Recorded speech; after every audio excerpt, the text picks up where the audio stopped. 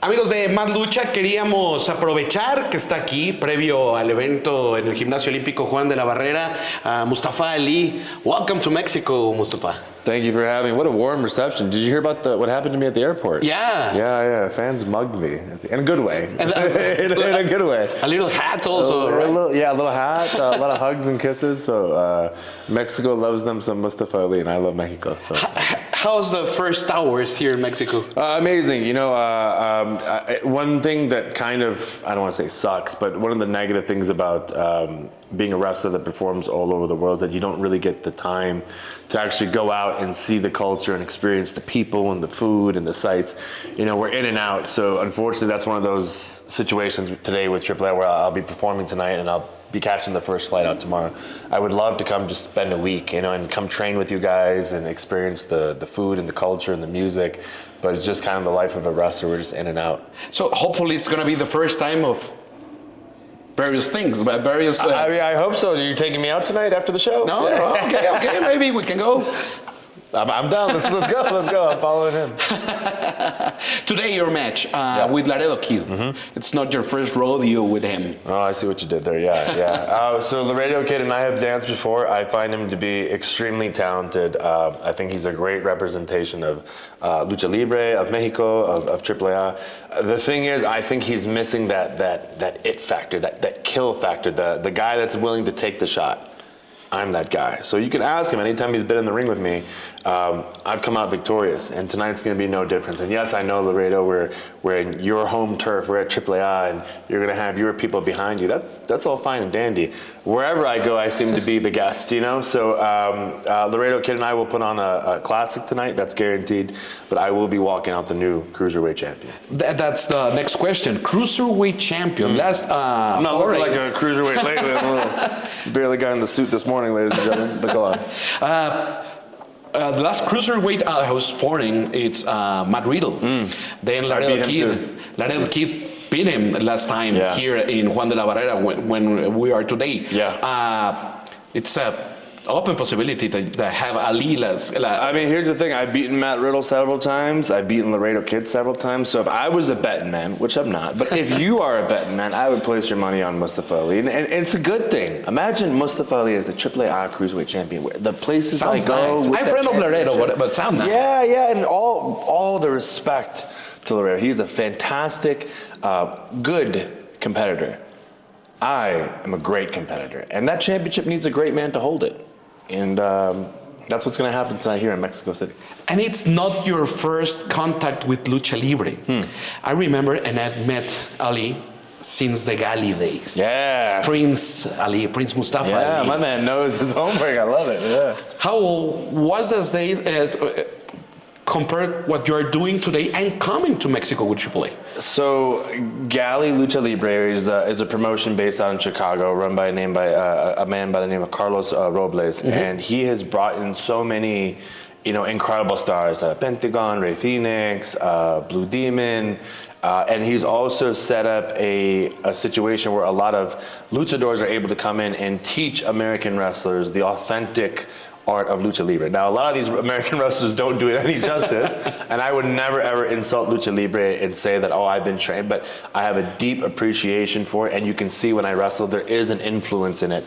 So tonight, I'm excited to get in the ring with Laredo and, bring my best foot forward to show the respect and the admiration that I have for Lucha Libre, which all stems, back from my Gali days, which was, 15, 16 years ago. Yeah.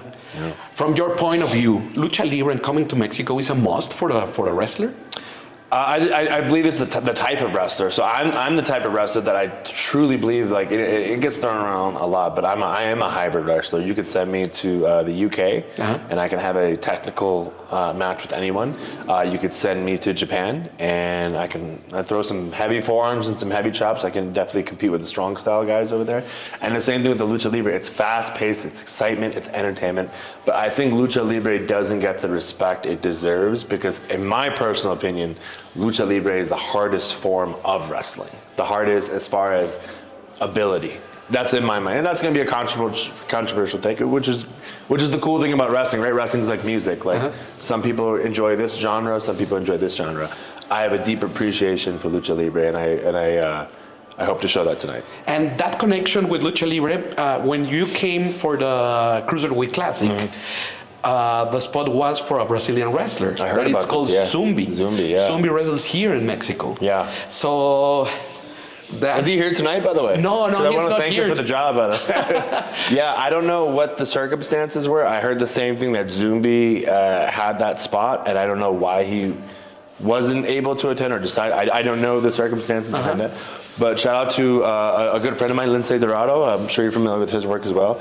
He had suggested that I take that spot, and then the rest is history. That match is basically what set course for eventually for me to work with WWE. Because we know Zumbi, and then he came out, and we saw that representative from Pakistan, that it's Ali, and all the things that came for all of this. Your career in WWE. Yeah, it's all dependent on that call from William Regal, that opportunity from Triple H, and at the end of the day, it was supposed to be a quick 5-minute match that I could have easily been forgotten about, but Lindsay and I made it a point to make sure that it was the most competitive 5-minute match that we could possibly do. And like I said, the rest is history, and that's not a lesson, but that's something for everyone to think about. Any opportunity it could be the opportunity, So never shy away from a challenge, whether it's a 2-minute match or a 20-minute match, or you got to go across the world, because you never know what door you're going to be able to open. So I'm very, very, very fortunate that everything played out the way it did. And the story that you have, how many years were you with WWE? How long? So I signed with WWE at the end of 2016. So I was there for approximately, give or take, 7 years. Yeah, it's a good little career I had there. I made a lot of money, made a lot of friends, made a lot of memories, and I'm still going. At the end of the day, my time in WWE, although I felt like, obviously, as any competitor would, felt like they can contribute more and do more. At the end of the day, I walked away with a huge platform.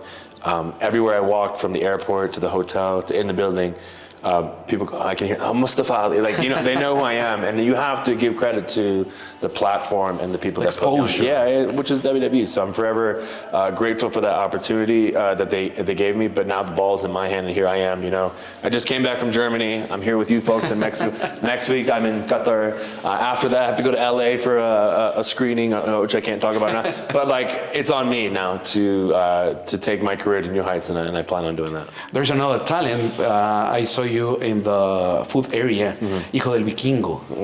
What's your opinion about him, man? I won a one-on-one match with him. So the only time him and I got to dance was in Chicago as well. It was a 4-way match, but we just the way the match folded, I think we had very minimal contact. But there was one point in the match where it was just him and I in the ring, and there was a bit of a stare down, and you could hear the frenzy in the crowd. They wanted to see that.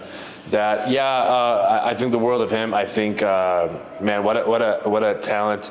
I think he could be the next Jeff Hardy, Rey Mysterio, if not already, because he's got that uniqueness to him, and not even what he does in the ring, just his look, his presentation. So I would love to work Vikingo one day. Maybe after I beat Laredo Kid tonight and become the new Cruiserweight champion, maybe Vikingo can get the first shot at it. Maybe. Oh, it will be great. He also made the 054. Yeah. I mean, I do it better. I haven't done it lately, Vikingo, because I put on 30 pounds of muscle and I'm a little heavy now.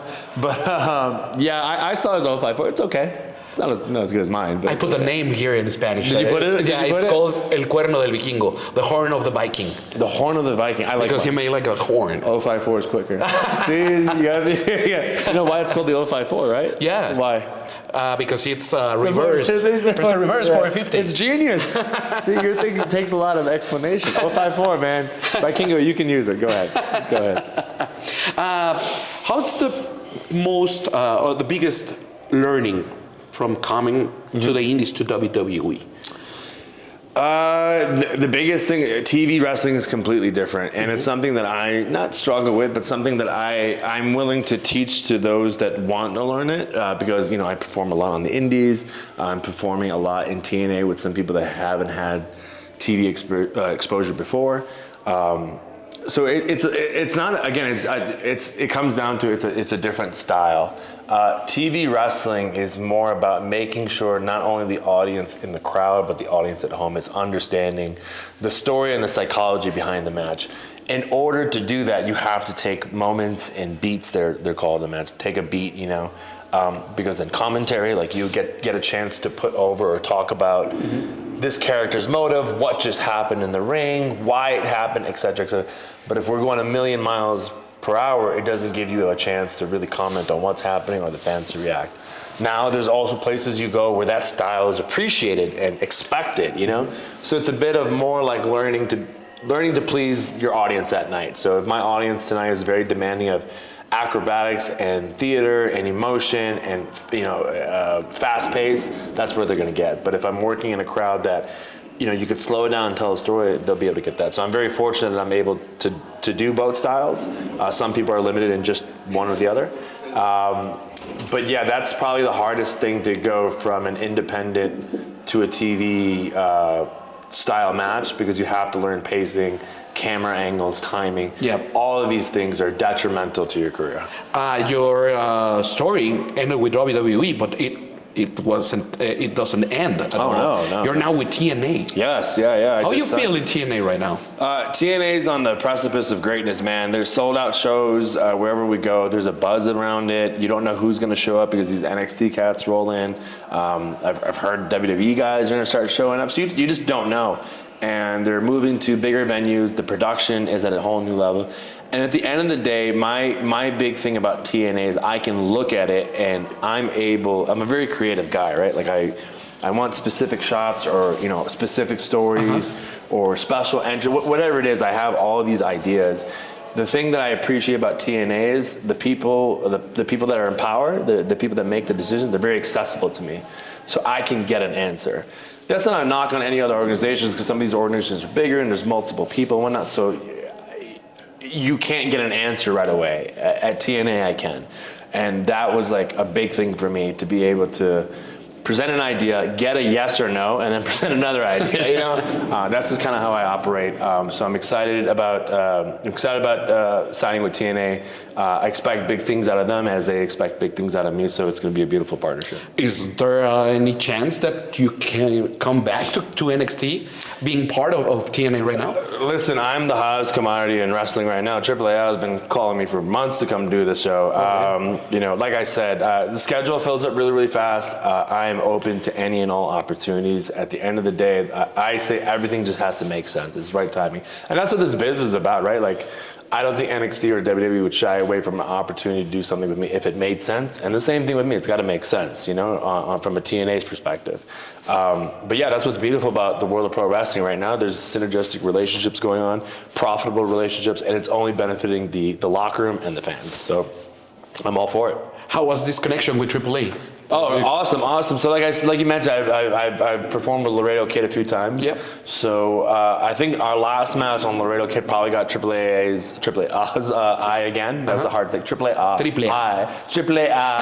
is what I'm trying to say. Got it. So I got their eyes again, and then yeah, they contacted me and my agent, and we just negotiated a date, and here we are, man. So we're gonna make some magic tonight. What are your expectations today? The crowd, Mexico City, you know what the best thing to do is to have zero expectations. Just go out there and be in the moment. You know what I mean? So if I go, I hope they love me, or I hope they boo me, or I don't care what's on before me, or I just care about what do I think is the best match with me and Laredo, and what do I think is going to be special, and I'm going to aim for that. And if I miss, I miss. I never miss. But you know, but that way I get to just enjoy rather than like wondering, like, well, why is this? I'm gonna go out there, experience it. If they're happy to see me, awesome. If they start throwing drinks at me, awesome. You know, it's all good.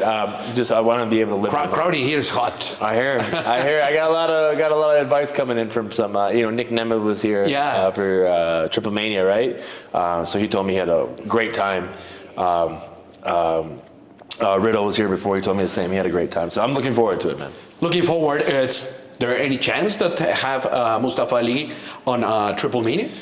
Would you like it? They got my number. I mean, so here's my thing. When I defeat Laredo Kid tonight, I become the Cruiserweight champion. Like, kind of need me to defend the title on the biggest show, right? So, again, if you're a betting man, I'd go ahead and bet that I'll be showing up over here too. Well, let's take it one match at a time. But let me go beat Laredo Kid's ass and take his championship, and then the powers that be can contact me about Triplemania. Yeah, that sounds good to me. Aquí está Mustafa Ali, que llega a Lucha Libre AAA este día en el Gimnasio Olímpico Juan de la Barrera. Thank you for your time. I really appreciate it. It's my pleasure. I always appreciate sitting down and talking with people that are, and I admire your work in the industry, man. Like, you're the voice of AAA for a reason. And I'm excited to have you commentate my match. Make sure you just say nice things about me. Yeah, no, always. Welcome to Mexico. Welcome to AAA. Thank you very much, man. Appreciate it. Aquí está Mustafa Ali. El día de hoy se presenta en el Gimnasio Olímpico Juan de la Barrera. Y recuerden, hay mucho más contenido aquí en Más Lucha para todos ustedes.